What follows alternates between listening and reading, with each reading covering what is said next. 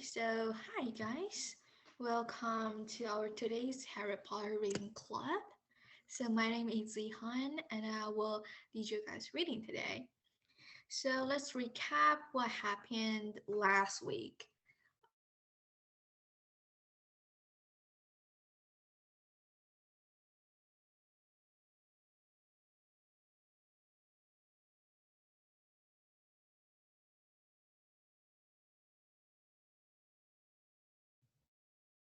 James, do you remember what happened from last week? Could you tell me that? They got ready of the Quidditch match and now they are in the Quidditch match. Yeah, Quidditch match. Okay, so what kind of sport game does Quidditch like in our world? It is like basketball. Oh, really? I feel like it is like the soccer, like what we kick and then, but I think it is also like the basketball. Yeah, great. So let's start our reading from today. So Mhm. okay, I will read for the first 3 pages, and then I will call you guys to read. Okay, so could you guys see my screen right now? Give me a thumb up if you can see it. I could see it. Very cool. I can see it. Excellent. Thank you for telling me that. Okay, so we stop it right here. I will just reread this sentence. Madame Hawk spoke angrily to Flint, and then ordered a free shot at the goalpost for Gryffindor. But in all the confusion, of course, the golden snitch had disappeared from the sight again. Down in the stands, Dean Thomas was yelling, "Send him off! Ref, red card!" "What are you talking about, then?" said Ron. "Red card," said Harry. "Flint nearly cured the Gryffindor seeker, which could happen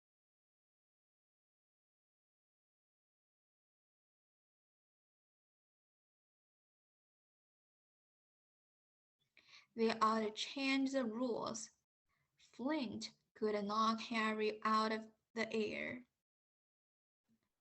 Lee Jordan was finding it difficult not to take sides.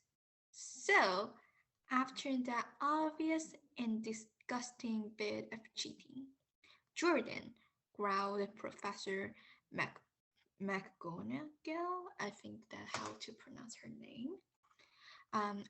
After that open and revolting fall, Jordan, I'm warning you. All right. Flint nearly cured the Gryffindor seeker, which could happen to anyone, I'm sure. So a penalty to Gryffindor, taken by Spinner, who puts it away, no trouble, and would continue play. Gryffindor still in possession. It was as Harry dodged another bludger, which went spinning dangerously past his head, that it happened. His broom gave a sudden, frightening lurch. For a split second, he thought he was going to fall. He gripped the broom tightly with both his hands and knees. He never felt anything like that. It happened again. It was as though the broom was trying to buck him off. But Numbers 2000 didn't suddenly decide to buck their riders off. Harry tried to turn back towards the Gryffindor goalposts. He had half a mind to ask Wood to call time out. And then he realized that his broom was completely out of his control. He couldn't turn it. He couldn't turn it. He couldn't direct it at all. It was zigzagging through the air, and every now and then making violent, swishy movements that almost unsuited him. Lee was still commentating. Slithering in possession, Flint with a guaffle, passes Spinnet, passes Bell, hit hard in the face by a bodger. Hope it broke his nose. Only joking. Professor Slytherin score. Oh, no. The Slytherins were cheering. No one seemed to have noticed that Harry's broom was behaving strangely. It was carrying him slowly higher, away from the game, jerking and twitching as it went. Okay, so let's move on to the next page. Um, do you know what Harry thinks he's doing? Hagrid not mumbled. He, he stared through his binoculars. If I didn't know better, I'd say he lost control of his broom. But he can't have. Suddenly, people were pointing up at Harry all over the stands. His broom had started to roll over and over, with him only just managing to hold on. Then the whole crowd gasped. Harry's broom had given a wild jerk, and Harry swung off it. He was now dangling from it, holding on with only one hand. Did something happen to it when Flint blocked him? CMS whispered. Can't have, Hagrid said, his voice shaking. Can nothing interfere with a broomstick except powerful dark magic? No kid could do that to a Nimbus 2000. At this word, Hermione seized Hagrid's binoculars, but instead of looking up at Harry, she stared, looking frantically at the crowd. What are you doing? Moaned Ron, grave-faced. I knew it, Hermione gasped. Snape, look! Ron grabbed the binoculars. Snape was in the middle of the stands opposite them. He had his eyes fixed on Harry and was murmuring non-stop under his breath. He's doing something. Changing the broom, said Hermione. So changing means doing some evil bad curse on something. Yeah. So what should we do? Leave it to me. Before Ron could say another word, Hermione had disappeared. Ron turned the binoculars back on Harry. His broom was vibrating so hard it was almost impossible for him to hang on much longer. The whole crowd was on its feet, watching, terrified, as the Weasleys flew up to try to pull Harry safely onto one of their brooms. But it was no good. Every time they got near him, the broom would jump higher still. They dropped lower and circled beneath him, obviously hoping to catch him if he fell. Marcus Flame seized the guaffle and scored 5 times without anyone noticing. Come on, Hermione, Ron muttered desperately. Hermione had fought her way across the stand where Snape stood, and was now racing along the row behind him. She didn't even stop to say sorry as she knocked Professor Quirrell head first into the row in front. Reaching Snape, she crouched down, pulled out her wand, and whispered a few well-chosen words. Bright blue flame shot from her wand onto him of Snape's robes. It took perhaps 30 seconds for Snape to realize that he was on fire. A sudden yelp told her she had um, done her job, scooping the fire off him into a little jar in her pocket. She scrambled back along the row. Snape would never know what had happened. It was enough. Up in the air, Harry was suddenly able to clamber back onto his broom. Neville, you can look around that.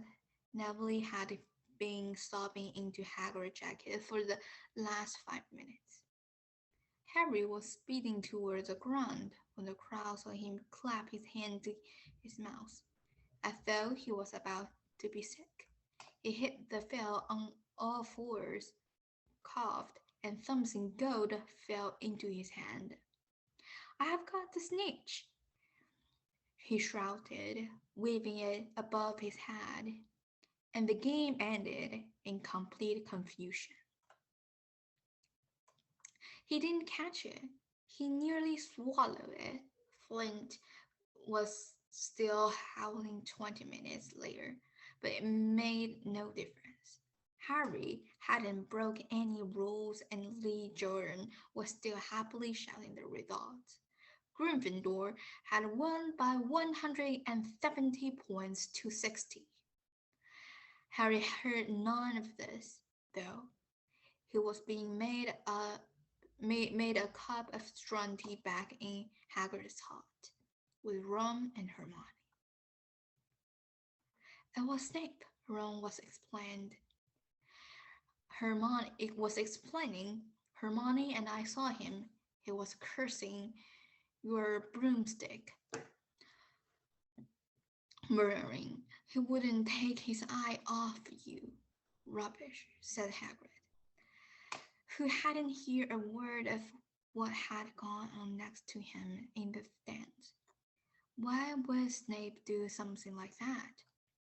Harry, Ron, and Hermione looked at one another, wondering what to tell him. Harry decided on the truth. I found out something about him, he told Hagrid. He tried to get past that three-headed dog on Halloween. It bit him. We think he was trying to steal whatever it's guarding. Hagrid dropped the teapot. How do you know about Fluffy? He said. Fluffy? Yeah, he's mine. Buy him off a Greek chappie I met in the pub last year. I lent him to Dumbledore to guard the... Yes, said Harry eagerly. Now, don't ask me anymore, said Hagrid gruffly. That's top secret. That is. But Snape is trying to steal it. Rubbish, said Hagrid again. Snape is a Hogwarts teacher. He'd do nothing of the sort. So why did he just try and kill Harry? Cried Hermione.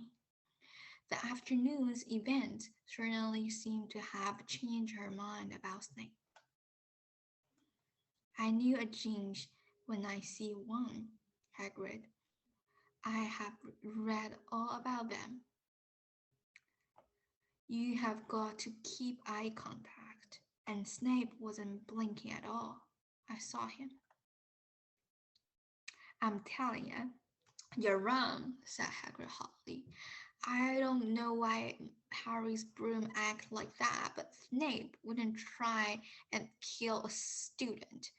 Now listen to me, all three of you.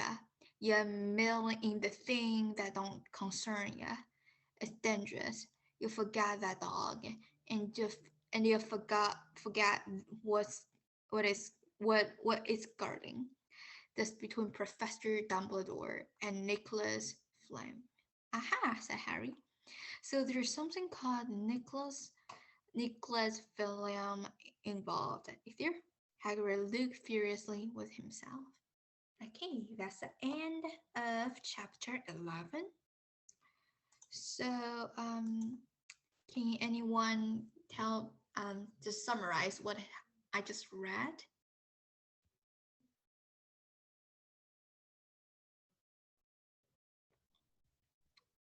Can anyone tell me? Harry Potter Mhm. is telling Hagrid that Snape is trying to steal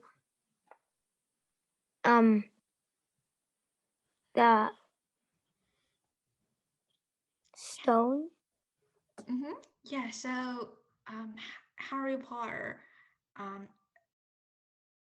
okay, so his broom lost control in the game, right? Um, Yeah. right? Okay, cool. And then who find out that was Snape's doing that? One of Hermione. Hermione, and then what Hagrid said about it. Did He he? said that no no teachers will try to hurt any student. Okay, yeah, excellent. You got it. Okay, so now the last one is what is the result of the game? Who won? Who won the game?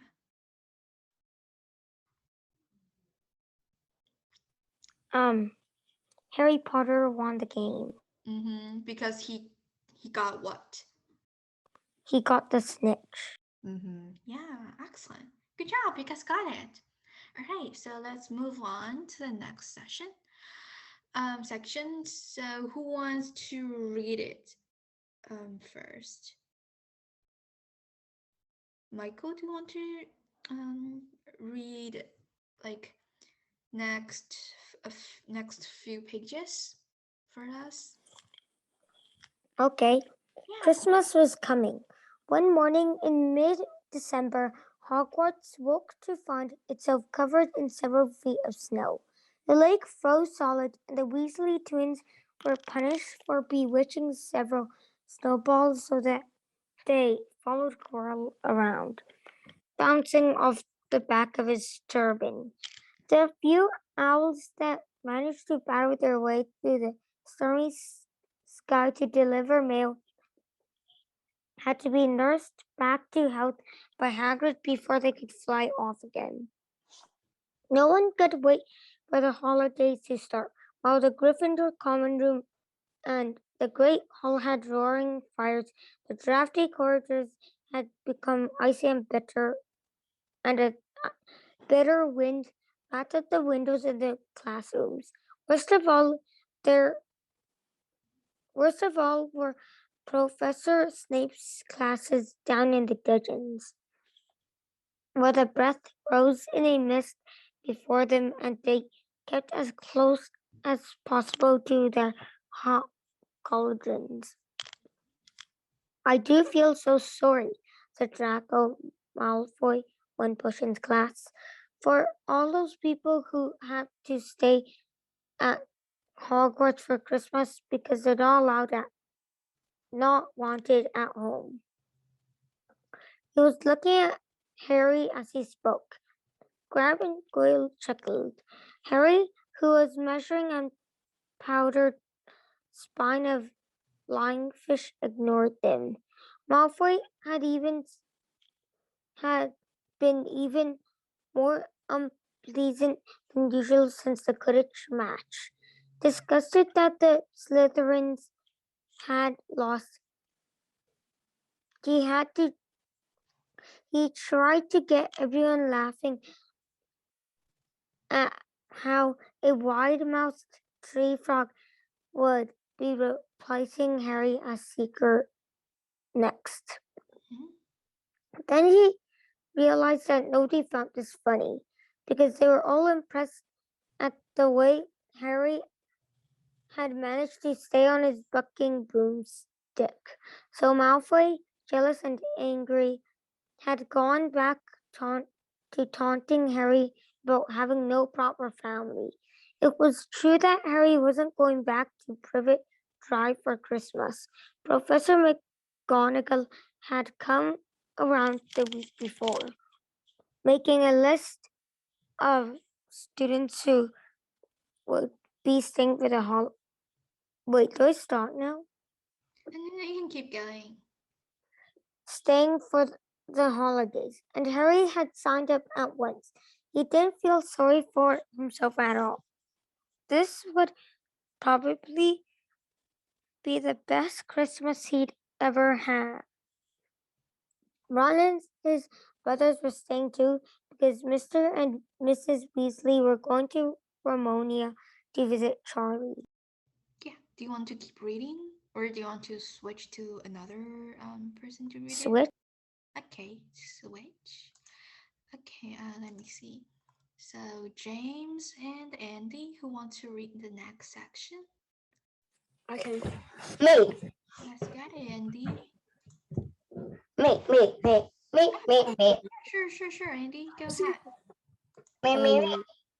Um, Um, Andy, I think Andy said first. So sorry, James. okay. We're staying for Okay, we're when at they left the dungeons at the end of potions, they find a large fir tree blocking the corridors ahead. Two enormous feet sticking out at the bottom, and a loud puffing sound told them that Hagrid was behind it. Hi, Hagrid. Want any help? Ron asked, sticking his head through the branches. Now, I'm all right, thanks, Ron. Would you mind moving out of the way? Come, Malfoy's called draw from behind them. Are you trying to earn some extra money, Weasley? Hoping to be gamekeeper yourself when you leave Hogwarts. I suppose the heart of Hogwarts must be seen like a palace compared to what your family used to. Round the right Malfoy just as Snape come up the stairs. Weasley. Ron let go of the front of Malfoy's robes. He was provoked, Professor Snape, said Hagrid, sticking his huge, hairy face out from behind the tree. Malfoy was insulting his family. Be that as it may, fighting is against Hogwarts rule. Hagrid, said Snape sulkily. 5 points from Gryffindor, Weasley, and be grateful it isn't more. Move along, all of you. Malfoy, Crabbe, and Goyle pushed roughly past the tree, scattering needles everywhere and smirking. I'll get him, said Ron, grinding his teeth at Malfoy's back. One of these days, I'll get him. I hate them both, said Harry, Malfoy, and Snape. Come on, cheer up. It's nearly Christmas, said Hagrid. Tell you what, come with me and see the Great Hall. Looks a treat. So the three of them followed Hagrid and his tree off to the Great Hall, where Professor McGonagall and Professor Flitwick were busy with the Christmas decoration. Oh, Hagrid, the last three. Put it in the far corner. Will you? The hall looked spectacular. back. Facets of holly, specular, festoon of holly, and was hung all around the walls, and no less than 12 towering Christmas trees stood around the room, some sparkling with tiny icons, some glittering with hundreds of candies. How many days you got left until your holidays? Harry asked. All right. So, do you want to switch to James to read it, Andy? Okay. Yeah, cool. Thank you for reading for us. All right, James, it's your turn to shine. Go. Mm, Where did D- she read to? Start here. Just one. Wait. Oh, Just one, said Hermione. And that reminds me, Harry, Ron, we've got half an hour before lunch.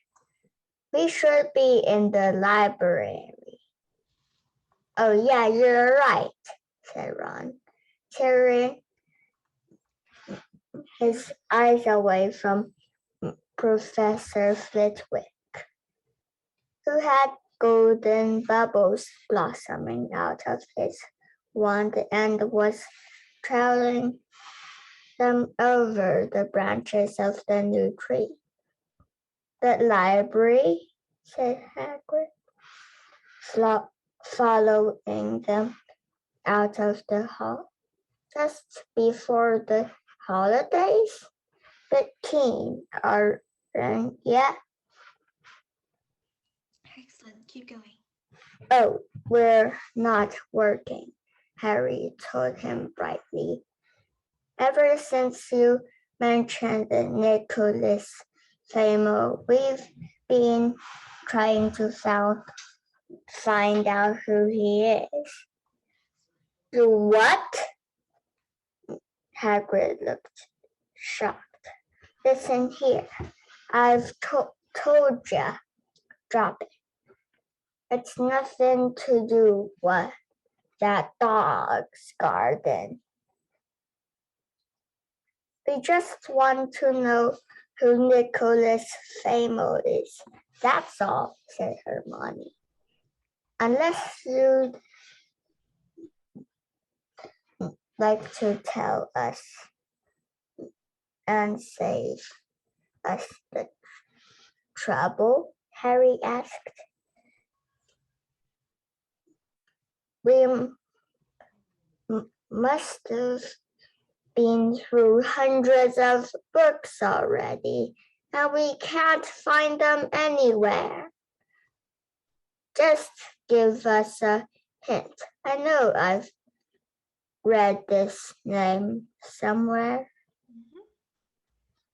I'm saying nothing, said Hagrid flatly. Just have to find out for ourselves then, said Ron, and they left Hagrid looking disgruntled and hurried off to the library. Excellent. Next paragraph. They had indeed been searching books for Famous name ever since Hagrid had let it slip, because how else were they going to find out what Snape was trying to steal? The trouble was, it was very hard to know where to begin, not knowing what Famous might have done to get himself into a book. He wasn't in great wizards or of the 20th century or notable magic names of our time. He was missing, too, from important modern magical discoveries and the study of recent developments in wizardry.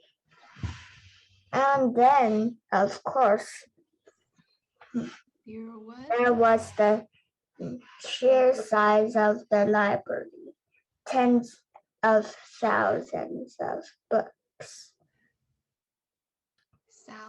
thousands of shelves, hundreds of narrow rows.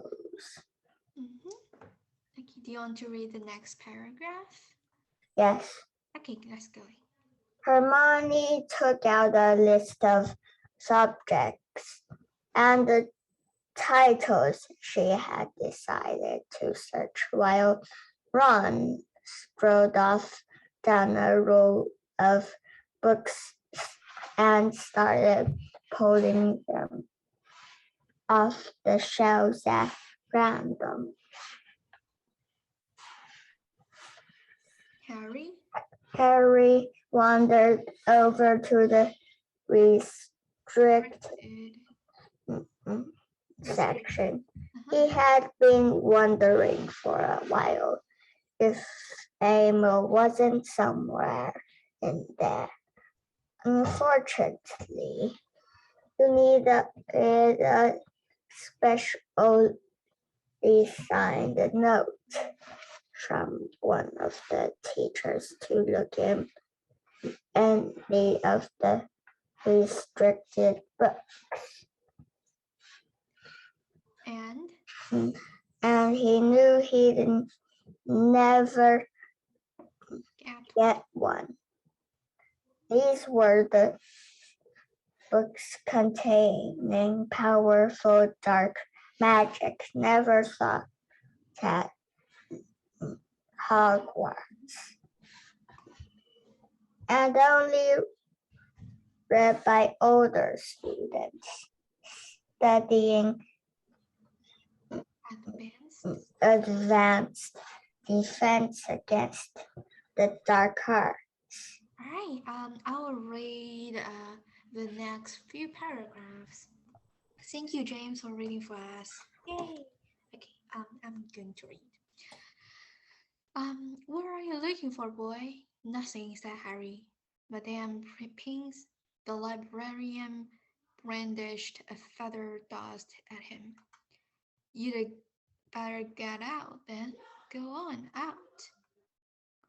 Wishing he'd been a bit quicker at thinking up some story, Harry left the library.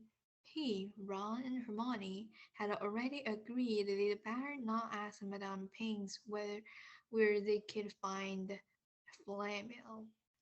They were sure she'd be able to tell them, but they couldn't risk Snape hearing what they were up to. Harry waited outside in the corridor to see if the other two had found anything, but he wasn't very hopeful. They had been looking for 2 weeks after a, but as they only had odd moments between lessons, it wasn't surprising they found nothing. What they um what they really needed was a nice long search without Madame Pinks breathing down their necks. 5 minutes later, Ron and Hermione joined in, shaking their head. They went off to lunch.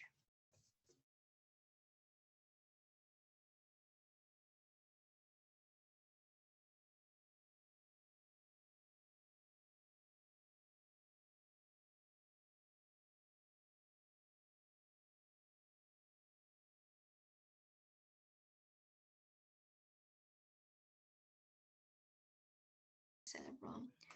It'd be safe to ask them. Very safe. As they are both dentists, said Hermione. Alright, so that is the end of our today's reading. So let's do a little bit recap. So so far we're in chapter 12. So what is the person that they're searching? Can anyone tell me what is the name of the person they're searching?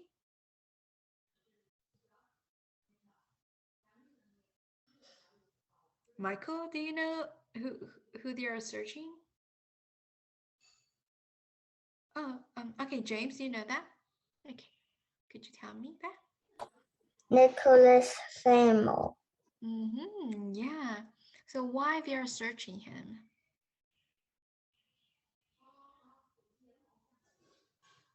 So why? Searching for more information.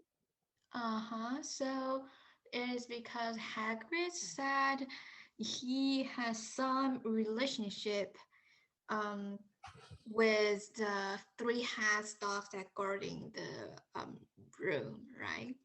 So they want to find out what Snape's want to steal from that. Yeah, right? Okay, so why they're doing that so slowly?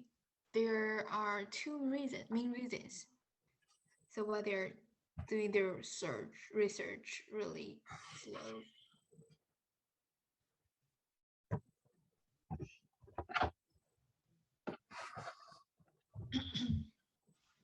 Andy, do you know that?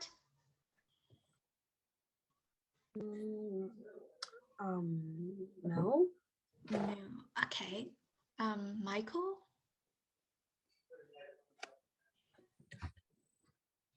Okay, so it's okay. So let's get back to the text. Um where is that? Okay, so the first reason is that they only had odd moments between lessons, so they had a really short free time to search that person, right? So they also said there are hundreds of books in the library, so it is very hard to read all of the books. And then the third reason is that they couldn't find anyone to ask, right? So they are, okay, so right here, so they couldn't ask, um, okay, here. So they were sure shouldn't be able to tell them, but they couldn't risk Snape hearing what they were up to. So they couldn't ask the teachers because they were afraid that Professor Snape would hear them and know what they're doing, right?